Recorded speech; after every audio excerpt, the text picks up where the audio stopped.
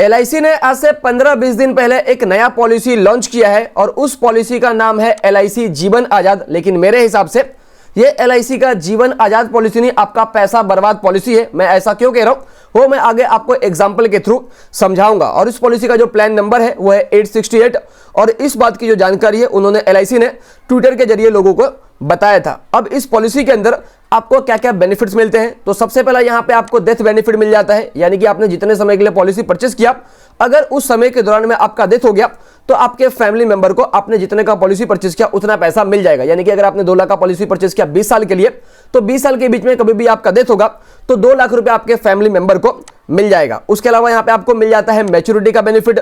इसके अंदर क्या होगा, तो यहां पे आपने जितने समय के लिए पॉलिसी परचेस किया वो समय पूरा होने के बाद में आपने जितने का पॉलिसी परचेस किया था उतना पैसा आपको मिल जाएगा। अगेन यहां पे अगर आपने 2 लाख रुपए का पॉलिसी परचेस किया है 20 साल के लिए, तो 20 साल पूरा होने के बाद में यहां पे आपको 2 लाख रुपए मिल जाएंगे। यहां पे इस पॉलिसी को पूरा पढ़ने के बाद में मुझे कोई भी यहां पे बोनस वगैरह का इंफॉर्मेशन नहीं मिला, तो इस पॉलिसी के अंदर आपको बोनस वगैरह का बेनिफिट यहां पे नहीं मिलता है। उसके अलावा यहां पे आपको मिल जाएगा टैक्स बेनिफिट। इसके अंदर आप जो भी पैसा इन्वेस्ट करेंगे उसका आपको मिल जाएगा डिडक्शन अंडर सेक्शन 80C।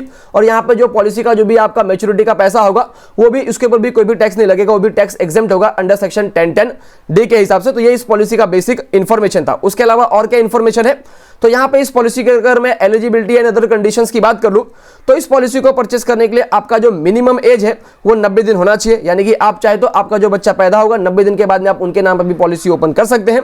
और मैक्सिमम जो यहाँ पे एंट्री एज है वो है 50 साल, यानी कि जिस व्यक्ति का उम्र 50 साल के ऊपर है वो इस पॉलिसी को जनरली परचेस नहीं कर सकता है। उसके अलावा अगर मैं मैच्योरिटी एज की बात कर लूं तो यहाँ पे जो मिनिमम मैच्योरिटी एज है वो है 18 साल और यहाँ पे जो मैक्सिमम मैच्योरिटी एज है वो है 70 साल। यानी कि 70 साल के आगे आप इस पॉलिसी को कंटिन्यू नहीं कर सकते, यानी कि अपने एज के 70 साल के आगे आप इस पॉलिसी को कंटिन्यू नहीं कर सकते। उसके अलावा यहाँ पे अगर मैं पॉलिसी टर्म की बात कर लूं तो यहाँ पे आप जनरली 15 से 20 साल के लिए पॉलिसी परचेस कर सकते हैं। और उसके अलावा अगर मैं यहाँ पे प्रीमियम पेइंग टर्म की बात कर लूं तो यहाँ पे कहा गया है कि जो भी आपका पॉलिसी टर्म है उससे आपको 8 साल कम प्रीमियम पे करने पड़ेंगे। यानी कि अगर आपने 20 साल का पॉलिसी परचेस किया तो यहाँ पे आपको सिर्फ 12 साल तक की प्रीमियम पे करना है, और अगर आपने 15 साल का पॉलिसी परचेस किया तो यहाँ पे आपको सिर्फ 7 साल तक की प्रीमियम पे करना है। उसके अलावा यहाँ पे अगर मैं सम एश्योर्ड की बात कर लूँ कि आप कितने का पॉलिसी परचेस कर सकते हैं, तो यहाँ पे आप मिनिमम आपको कम से कम 2 लाख रुपए का पॉलिसी परचेस करना ही पड़ेगा और मैक्सिमम आप यहाँ पे 5 लाख रुपए तक का पॉलिसी परचेस कर सकते हैं। आप 5 लाख के ऊपर का पॉलिसी परचेस नहीं कर सकते हैं। अब यहाँ पे मैं बात करूंगा एक इंपॉर्टेंट एग्जांपल की कि मैं क्यों कह रहा हूं कि ये पैसा जीवन आजाद नहीं पैसा बर्बाद पॉलिसी है।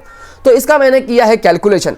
इसका मैंने सिंपली एक कैलकुलेशन किया कि भाई मान लो किसी पर्सन ने 2 लाख रुपए का पॉलिसी परचेस किया और उस बंदे का अभी जो एज है वो है 30 साल और यहाँ पे जो पॉलिसी का टर्म है वो है 20 साल। यानी कि एक बंदे ने 2 लाख का पॉलिसी परचेस किया, उसका एज है 30 साल और अभी वो 20 साल के लिए पॉलिसी परचेस कर रहा है। तो यहाँ पे उसको प्रीमियम कितने समय तक पे करना पड़ेगा, तो जितने समय का पॉलिसी उससे 8 साल कम, तो यहाँ पे उनको 12 साल तक प्रीमियम पे करना पड़ेगा। और कितना प्रीमियम पे करना पड़ेगा, तो यहाँ पे LIC ने खुद ने डिक्लेयर किया था कि उन्होंने एक प्रीमियम चार्ट दिया है कि भाई अगर किसी पर्सन का एज है 30 साल और अगर वो 20 साल के लिए पॉलिसी परचेस करता है तो उसको कितना प्रीमियम पे करना पड़ेगा, तो 9,849 रुपीज का प्रीमियम उनको पे करना पड़ेगा। बाकी आप अपने एज के हिसाब से यहाँ पे प्रीमियम देख सकते हैं। तो यहाँ पे प्रीमियम आपको पता चल गया कि भाई सामने वाले को 9,849 का प्रीमियम पे करना पड़ेगा। इसके ऊपर उनको GST अलग से पे करना पड़ेगा, क्योंकि यहाँ पे इस प्रीमियम के अंदर लिखा हुआ है कि भाई ये जो प्रीमियम हमने आपको बताया इसके अंदर GST वगैरह कवर्ड नहीं है। तो यहाँ पे जो प्रीमियम है वो प्लस इसके ऊपर आपको GST अलग से पे करना पड़ेगा। तो यहाँ पे मैं GST के पार्ट को अभी फिलहाल के लिए इग्नोर करो एग्जाम्पल में।